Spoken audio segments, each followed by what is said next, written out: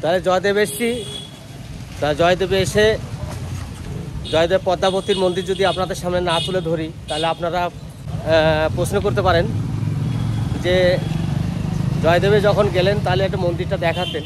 তা চলুন যাই, এখন আপনাদের সামনে একটু জয়দেবের যে জয়দেব পদ্মাবতীর যে মন্দিরগুলো সেই মন্দির আপনাদের সাথে দেখাচ্ছি।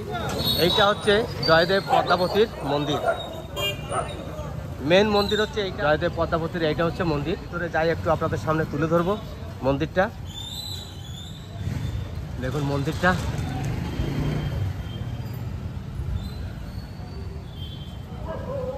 আমাদের জয়দেব পদ্মাবতীর মন্দির।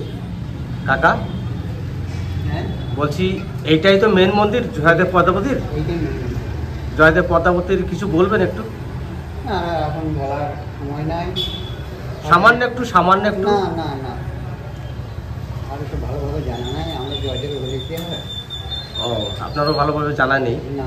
তো দেখুন এই কাকাকে বললাম যে একটু জয়দেব পদ্মাবতীর নামে কিছু বলার জন্যে। তা কাকা বলছে আমার বাড়িও এখানে নয়, আমি অতটা বলতে পারবো না, জানি না। তা বিশেষ করে বয়স্ক লোক সিনি যখন জানে না তাহলে আমরা তো আরও কম বয়সের লোক, তা আমরা কতটা জানবো। কাকা আর মন্দির কোথাও আছে? আচ্ছা এই ধারে, ওই ধারে আছে। এই বাইরে দিয়ে যেতে হবে না, সেটা বাইরে দিয়ে? তা চলুন, কাকা বলছে বাইরে দিয়ে একটা মন্দির আছে, সেই মন্দিরে একবার ঘুরে আসি। কাকার কাছে অনেক কিছু শুধালাম কিন্তু কাকা কোনো রকম স্বীকার করলো না আমার কাছে কিছু। জানে যে কিছু বলতে গেলে অনেক সময় লাগবে, ওনার হয়তো পুজো দিতে দেরি হয়ে যাবে, তার জন্যে কাকাও মনে কিছু বললো না আমাকে। আর শুধু আমি বললাম আর কোনো মন্দির আছে, বলছে যে হ্যাঁ ওই সাইডে একটা আছে। এখন যে মন্দিরে আপনাদেরকে দেখাতে চললাম সেটা হচ্ছে রাধা মাধব মহাপ্রভুর মন্দির। তা সেই মন্দিরটার সামনে যে চলে এসেছি, এই হচ্ছে তার গেট। চলুন এবার ভিতরের দিকে যাব, একবার দেখে আসি মন্দিরটা। এই হচ্ছে মন্দির ভিতরে, ওইদিকে একটা মন্দির আছে। এটা যে আমাদের আষাঢ় মাসে যে রথযাত্রা হয় সেই রথ, এটা হচ্ছে পুরো পিতলের। এই রথটা আষাঢ় মাসেই রথযাত্রার দিনে বেরোয়। তো চলুন এবার ভিতরে গিয়ে দেখাচ্ছি একবার। এখানে কিছু গরু আছে, গোশালা মনে হচ্ছে এটা।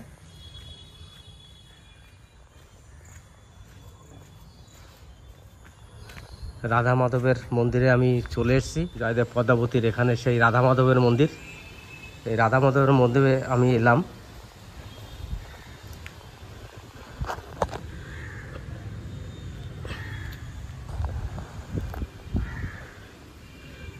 কাকাবু, এটা রাধা মাধবের মন্দির তো? এই যে পঞ্চত্ব নিম্বাকাশ। আচ্ছা, এটার বিশিষ্ট একটু বলতে পারবেন? বিশেষ বলতে এটা তো নিম্বাকমুনির প্রতিষ্ঠিত। হ্যাঁ। এটা বহুদিন আগে নিম্বাকমুনি এখানে ওনার নাম অনুসারে এই আশ্রমগুলি প্রতিষ্ঠিত হয়। আচ্ছা। তারপরে জয়দেব কবি এখানে পৌরহিত্য করেছেন, কবি জয়দেব। হ্যাঁ। তারপর প্রাচীন মন্দির, তারপর এটা রাজবাড়ি ছিল। আচ্ছা, কি রাজার বাড়ি ছিল এটা? লক্ষণ সেন বলরাজের আমলের তখনকার দিনের রাজবাড়ি। আচ্ছা। হ্যাঁ, তার সহকবি মানে জয়দেব ছিলেন, উনি এখানে প্রবৃত্তি করেছেন। আচ্ছা। হ্যাঁ, সেই দিন সেই দিন থেকেই এই আশ্রমে প্রতিষ্ঠিত হয়ে আসছে বা পূজা হয়ে আসছে, তাই তো? হ্যাঁ। আর জয়দেব পদ্মাবতীর নামে একটু কিছু বলতে? জয়দেব পদ্মাবতী ছিলেন এই জয়দেবী, উনি জন্ম করেছিলেন, এইখান থেকেই তিনি প্রতিষ্ঠা লাভ করেছিলেন। আচ্ছা। ইনি প্রথমে এইখানে ওই রাধামাধব মন্দির সামনে পণ্যকুটির ছিল, সেই পণ্যকুটির প্রতিদিন সেবা করতেন প্রভু। হ্যাঁ। একদিন হয়েছে কি না, একদিন উনি এখান থেকে একটু কাটোয়ায় গঙ্গা স্নানে যেতেন। আচ্ছা আচ্ছা। সেই দিন গঙ্গা স্নানে গিয়েছেন। হ্যাঁ, আসতে একটু দেরি হয়েছে। আচ্ছা। এদিকে পদ্মাবতী জানছি যে মহারাজ তো এখন আসেননি, তাহলে কী করা যায়। উনি থাকাকালীন স্বয়ং প্রভু পদার্পণ করেন ওনার বাড়িতে, কাঠবাড়িতে। হ্যাঁ, পদ্মাবতীর বাড়িতে পদার্পণ করেন। আচ্ছা। তার আগে কবি জয়দেব ওনার দেহি স্বর্গল খণ্ডলম মহর্ষিজ মণ্ডলম কবিতাটি লিখে গিয়েছেন, কিন্তু সম্পূর্ণ লিখতে পারেন নাই। কিছুটা অংশ বাকি ছিল। সেই চিন্তা করতে করতে তিনি কাটোয়ায় স্নান করতে গেলেন, আসতে দেরি হয়ে গেলেন। তখন যে পদ্মাবতী, তার আগে প্রভু স্বয়ং এসে গিয়েছেন। আচ্ছা। পদ্মাবতী বাড়িতে। উনি পদ্মাবতীর সেবা গ্রহণ করলেন। তারপরে উনি পুঁথি যে অংশটুকু বাকি ছিল সেটি দেহি পদ পল্লব লিখে দিয়ে গেলেন। হ্যাঁ, শ্রীকৃষ্ণ নিজেই এসে লিখে দিয়ে গেলেন। হ্যাঁ, আচ্ছা আচ্ছা। আর পদ্মাবতী তখন জানছি প্রভু সেবা করেছেন, বিশ্রামে আছেন, আমি আবার সেবা করি। হ্যাঁ, তিনি সেবা তো শিখিয়েছেন। এমন সময় জয়দেব হাজির। হ্যাঁ, তখন তিনি আশ্চর্য হয়ে গেলেন যে কী ব্যাপার, আপনি তো এখনই এখানে সেবা করলেন, তারপরে আমরা ভিতরে গেলেন, আপনি পুঁথি সম্পূর্ণ করলেন। হ্যাঁ, হ্যাঁ, তখন চিন্তা করতেন যে কী পুঁথি সম্পূর্ণ করলেন। তখন তাড়াতাড়ি এসে দেখলেন যে দেহি পদে পল্লব মদারম লেখা রয়েছে। স্বয়ং প্রভু এসে এই ওই বাণীটা লিখে দিয়ে গেছেন। তখনই তিনি বুঝতে পারলেন যে পদ্মাবতী স্বয়ং প্রভুকে দেখলেন, সেবা করলেন, আমি দেখতে পেলাম না। হ্যাঁ, এইটি একটু ওনার মধ্যে একটু ইয়ে লাগলো, সন্দেহ লাগলো, দুঃখ লাগলো, কষ্ট হলো। স্বয়ং সেই সেবাটি দুজনাতে গ্রহণ করলেন। হ্যাঁ, সেই সেবাই দুজনাতেই গ্রহণ করলেন। হ্যাঁ, এটাই হচ্ছে মাহাত্ম্য। হ্যাঁ, আপনার কথা শুনে আমার কিন্তু গায়ের লোম দাঁড়িয়ে গেছে আজকে। আমার মানে এত ভালো লাগলো আপনার কথাগুলো শুনে। সত্যি ঈশ্বর বলে কিছু আছে, নিশ্চয়ই আমাদের ভগবান শ্রীকৃষ্ণ তিনি আছেন। না থাকলে কিন্তু এই যে লাস্টের লেখাটুকু উনি কিন্তু লিখে যেতেন না। তিনি ভেবেছিলেন যে কীভাবে লিখবো, রাধাকে কীভাবে শিখবো, প্রভুর চরণে ইয়ে করবো, স্থাপন করবো, কীভাবে ধারণ করবো, এটা পাচ্ছেন না। সেই জন্যই প্রভু স্বয়ং এসে লিখে গিয়েছেন। হ্যাঁ, আর সেই দিন থেকে গঙ্গা দেবী আর এখানে আসেন না, এখানে আসেন মকর সংক্রান্তির দিন আসেন, মকর সংক্রান্তির দিন আসেন। তার জন্য আমাদের জয়দেবে মকর স্নানের দিনে মোটামুটি এখানে প্রচুর ভিড় হয়, প্রচুর শরণার্থী আসে এখানে পুজো করার জন্যে, স্নান করার জন্যে। স্নানটাই হচ্ছে মেন। ভোর রাত্রে 4টে থেকে 3টের থেকে স্নান শুরু হয়। অত শীতের মধ্যে তাও সব লোক এসে এখানে স্নান করেন, সেবা করেন। সেবা হয় 3 দিন ধরে, প্রায় 2000 লোক প্রতিদিন খায়। আচ্ছা আচ্ছা। এখানে তো ঢোকা যায় না সে সময়, এত ভিড় হয়। হ্যাঁ, তারপর কীর্তন গান হয়, বাউল গান হয়, বিভিন্ন সঙ্গীত অনুষ্ঠান হয়, উপলক্ষেই হয়। তাহলে আপনি পুরোহিত তো? পুরোহিত তো। তা সত্যিকারে আমি পুরোহিত মশাইয়ের সঙ্গে কথা বলে একটু আনন্দিত হলাম। কারণ এই যে জয়দেব পদ্মাবতী তানাদের নামে যেটুকুন পুরোহিত মশাইয়ের মুখে শুনলাম, তাদের সত্যি শিউরে ওঠার মতন। কারণ গায়ে কাটা দিচ্ছিল আমারও কথাগুলো যখন শুনছিলাম। কারণ গায়ে কাটা দেওয়ার একটাই কারণ, প্রভু না থাকলে কিন্তু গায়ে কাটা দেবে না। বিশেষ করে আমার এটা মনে হয়। আজ ওনার নামে জয়দেব পদ্মাবতী কেন্দুলি নাম হয়েছে, সেখানে উনি বসবাস করতেন, এখানে ছিলেন। তার জন্যে আমারও আজকে আসা যে আপনাদের সামনে তুলে ধরবো জিনিসটা। তাই এসে যেটুকুন পুরোহিত মশার মুখে শুনলাম, তাতে সত্যি শিউরে ওঠার মতন আমার গায়ে কাটা লোম দাঁড়িয়ে গেছিলো আজকে। সত্যি জানি না কেন, আমার কোনো দিন কিন্তু এরকম হয় না, কোনো মন্দিরে আমার কিন্তু এরকম হয়নি। আমি অনেক মন্দিরে ঘুরে এসেছি, অনেক মন্দিরে গেছি। দেখুন বক্রেশ্বরও আপনাদের সামনে তুলে ধরেছিলাম, সেখানেও কিন্তু এরকম আমার হয়নি। আজকে কেন জানি না এইভাবে যে আমার গায়ের কাটা শিউরে উঠেছে, কেন জানি না। আজ প্রভু নিশ্চয়ই কথাগুলো শুনছেন আমরা যেটা বলছি। আর আমাদের যে পুরোহিত মশাই তিনিও যে কথাগুলো বলেছে নিশ্চয়ই সত্য কথা। আর এটার জন্যে আমার হয়তো গায়ে কাটা দিচ্ছিল। তা কি বলবো, ঈশ্বর আছে, আপনারা ঈশ্বরের নাম করবেন সবাই। কারণ এখনকার যুগে ঈশ্বর ছাড়া কিছু নেই, ঈশ্বরকে বুঝতে হবে, তাইলেই সব কিছু পাওয়া যাবে। দুঃখ কষ্ট মানুষের সব সময় থাকে, মানুষের জীবনে দুঃখ কষ্টকে সবাইকে বরণ করে নিতে হবে। সুখ সেটাকেও বরণ করছে সবাই, দুঃখটাকেও সবাই যেন বরণ করতে পারে। ঈশ্বরের নাম করুন, দুঃখ কষ্ট সব ঘুচে যাবে, কিছু থাকবে না, সব কিছুই ভালো হয়ে যাবে। কেন আপনি না খেয়ে মরবেন না, কেউ অনাচারে মরবেন না, ঈশ্বরের নাম করবেন, সবাই ভালো থাকবে। পুরোহিত মশাই, আপনার মুখে যে কথাগুলো শুনলাম সত্যি খুব বেদনাদায়ক। আমার খুব ভালো লেগেছে কথাগুলো। তারপরেও কিন্তু এত গায়ে কাটা দিচ্ছিল, কি বলবো আপনাকে, যে আমি সামনে না আসে আর বলতে পারলাম না আপনাকে না দেখি। এই যে আমাদের রাধা মাধব পঞ্চতত্ত্ব রয়েছে, পঞ্চতত্ত্ব আশ্রম, এটা পঞ্চতত্ত্ব আশ্রম, পঞ্চতত্ত্ব সেবাশ্রম আছে এটা। তারপরে পরে রয়েছে রামলক্ষ্মণ সীতা, রাধাকৃষ্ণ, রাধা মাধব, আর জন্য যে গৌরাঙ্গ মহাপ্রভু, নিত্যানন্দ বাবু, শিবাস, অদ্বৈত গদাধর, আর নিচে দিয়েছে সরগম শিলা। আচ্ছা, যাক, মন্দিরটাতে এলাম, আপনার সঙ্গে কথা বললাম, খুব ভালো লাগলো আমারও। কি বলবো, আর আমার ভাষা খুঁজে পাচ্ছি না আপনার সঙ্গে যে কীভাবে কথা বলবো।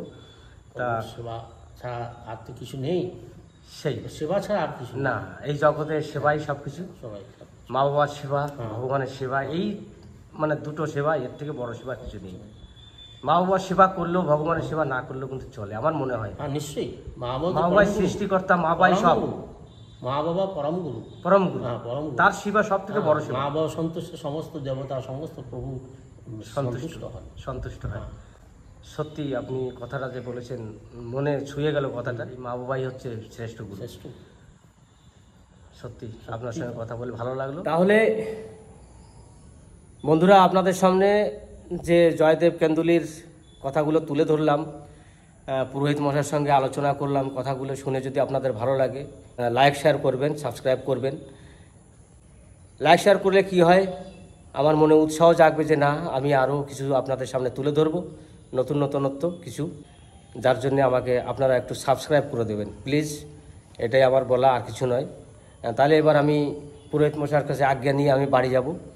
পুরোহিত মশাই, তাহলে এবার আমি আসি। আসবেন, বেশ, মেলার সঙ্গে আসবেন, নিশ্চয়ই রথের মেলায় আসবেন। নিশ্চয়ই আসবো। আমার বাড়ি ইলামবাজার, বেশি দূরে নয়। আমি অনেক দিন আসি না জয়দেবে, কারণ আমি তো বাইরে বাইরে কাজ করতাম আগে। আমি বাইরে বাইরে বলতে বাংলার বাইরে, ব্যাঙ্গালোর, চেন্নাই, কেরালা, এইসব জায়গায় আমি কাজ করে বেড়াতাম। তা কিছুদিন হলো আজ সোশ্যাল মিডিয়ার মাধ্যমে এসেছি। তা দেখি আজকে আপনার সঙ্গে কথা বললাম, তা ভালো লাগলো, সবার সামনে তুলে ধরবো জিনিসটা। তাহলে আমাকে আজ্ঞা দিন, আমি যাওয়ার মতন। ঠিক আছে, আমি তাহলে আসি এখন। আপনারা ভালো থাকবেন, সুস্থ থাকবেন, আর ভালো থাকবেন, হ্যাঁ আপনার মিডিয়া ভালো থাকবে, সবাই ভালো থাকবে, আর ঠাকুরের নাম করবেন। আমরাও চেষ্টা করব ঠাকুরের নাম নেওয়ার, কারণ বয়স সবারই হচ্ছে, আস্তে আস্তে প্রভুর নামেই যেতে হবে সবাইকেই। আমি যেটা মনে করি, আমার মন থেকে কথাগুলো বললাম, আপনি কিছু মনে করবেন না, কারণ সৃষ্টিদাতা আমার মা বাবা, তারপরে হচ্ছে ঈশ্বর। ঈশ্বর আমার মা বাবারও গুরু। আমার মা বাবা তাদেরকে বুঝেছে, আমি তারপরে এসেছি, আমি মা বাবাকে বুঝে তাদেরকে বুঝি, এটাই তো ঠিক। তাহলে বন্ধুরা, অনেক সময় এসেছি এই জয়দেব কেন্দুলিতে। তা এখন পুরোহিত মশাইয়ের সঙ্গে কথা বললাম, এখন আমি বেরিয়ে যাব।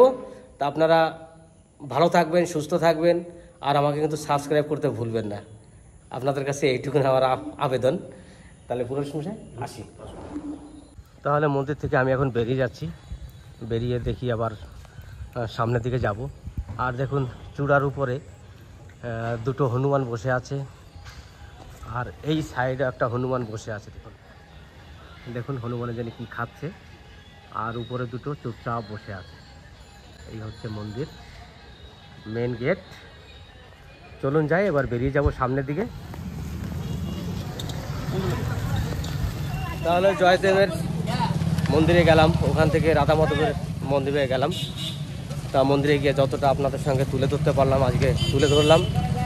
তা আপনাদের কাছে কেমন লেগেছে কমেন্টের মাধ্যমে অবশ্যই জানাবে। তা চলুন এবার আমি কিছু টিফিন করব, টিফিন করে বাড়ি বেরিয়ে যাব। আমি আমার গাড়ি এইখানে রেখে মন্দিরে গেছিলাম। এই যে আমার গাড়ি। এবার এই দোকানে একটু টিফিন করব, টিফিন করে বেরিয়ে যাব। দোকানে বসে গেছে খাওয়ার জন্য। এই যে পুরি আর ঘুগনি নিয়ে নিয়েছি। এখানে পুরি ঘুগনি ছাড়া আর কিছু নেই। তাই এই দোকানের সামনে আমি মোটরসাইকেল রেখেছিলাম, তাই এখানে এসে খাওয়া দাওয়া করে বাড়ি বেরিয়ে যাব। থেকে এখন বাড়ির দিকে রওনা হচ্ছি। কত কিলোমিটার রাস্তা আমিও সঠিক জানতাম না। আমি তো আপনাদেরকে 16-17 কিলোমিটার বলেছি না 13 কিলোমিটার বলেছি, বলতে পারবো না। তা আজকে দেখুন আমার মোটরসাইকেলের যে মাইলসের কাটা আছে, সেখানে 5518 কিলোমিটার আমার চালানো হয়েছে। আর এখন টাইম 7টা 33। বাড়ি গিয়ে দেখব কত কিলোমিটার আমি এলাম জয়দেব থেকে। এখন আস্তে আস্তে এই যে রাস্তাটা চলে গেল, এটা আমাদের ইলামবাজার দিকে চলে গেল। দেখুন জয়দেব থেকে বাড়ি যাওয়ার পথে এই মাঠগুলো দেখুন, পুরো সবুজ আর সবুজ, সবই ধান মাঠ। এখানে যত যা আছে রাস্তার এ পাশে ও পাশে যা আছে সবই ধানের চাষ হচ্ছে এখানে। তাহলে আমি বাড়ি এসে পৌঁছে গেছি।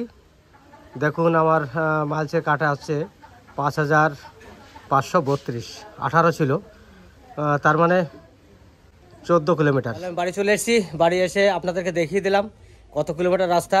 এখান থেকে আমার বাড়ির থেকে জয়দেব পদ্মাবতী হচ্ছে 14 কিলোমিটার রাস্তা। সকালবেলা গিয়ে আমি আবার ঘুরে এলাম। তা বাজারে কিছু টাইম ওয়েট করেছিলাম, আজকে বিশ্বকর্মা পুজো। পুজোর উপলক্ষে কিছু বাজার টাজার করলাম, তার জন্য একটু দেরি হলো। জয়দেব তেন্দুলি গেছিলাম, সেখান থেকে ঘুরে এসে বাড়িতে এলাম। বাড়িতে এসে এখন আজকে বিশ্বকর্মা পুজো, সেই পুজোর উপলক্ষে গাড়িটাকে ধুয়ে দিচ্ছি। ধুয়ে দিয়ে দেখুন আমাদের আমি যা কাজ করতাম আগে, সেই কাজে কিছু সামান আমার কাছে আছে, সেগুলো বার করে ধুয়ে দিয়ে পুজো দেবো আজকে। নমস্কার বন্ধুরা, আজকে বিশ্বকর্মা পুজো। পুজোর উপলক্ষে আমার লুকটা কিন্তু একবারে চেঞ্জ করে ফেলেছি। এটা কিন্তু সাউথের ড্রেস, আর এটা আপনারা লুঙ্গি কিন্তু মনে করবেন না, এটা কিন্তু ধুতি। সাউথের লোকের ধুতি এইভাবেই পরে, তাই আমিও আজকে সেই সাউথে পুজো করতাম। আমাদের যেরকম সাধারণ ধূপকাঠি ধরিয়ে মালা টালা পরিয়ে পুজো করতাম, যেরকম আমি সেরকমই করব। যাই এবার পুজোটা করি। এটা ধরে দিয়েছো তুমি? এবার কি করবো আমি? মালাটা আগে পরিয়ে দাও। মালাটা পরাবো, তাহলে এই মালাটা এখন পরাবো। আগে এখানে বেঁধে নিই,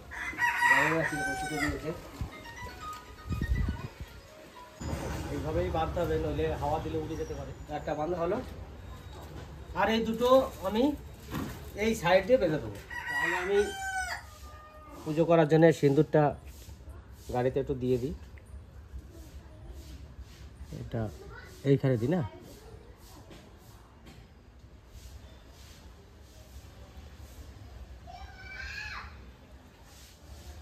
সামনে 5টা ফোঁটা দিয়ে দিচ্ছি।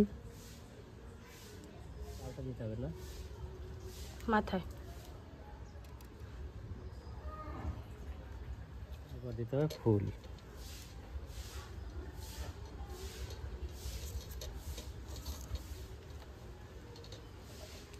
তাহলে এবার এই যন্ত্রপাতি আছে, তাতে একটু সিঁদুর লাগিয়ে দিই। কান্নার জেসি বিদায় দাও। এই যে আমার নাতির গাড়ি, এই গাড়ি তো আমি সিঁদুর লাগাবো আজকে।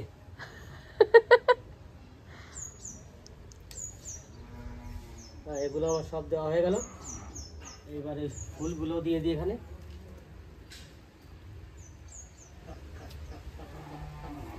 এইবার কপুরটা না,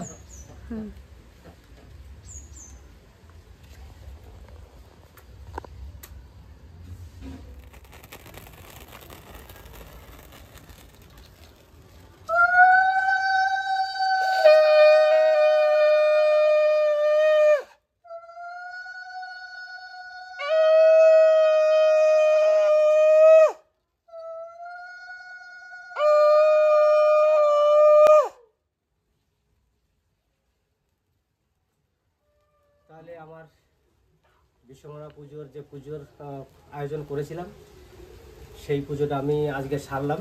তা আজকের ভিডিওটা আমি শুরু করেছিলাম জয়দেব থেকে, আর বাড়ি এসে বিশ্বকর্মা পুজো করে শেষ করলাম। তা আপনারা সবাই ভালো থাকবেন, সুস্থ থাকবেন, টাটা।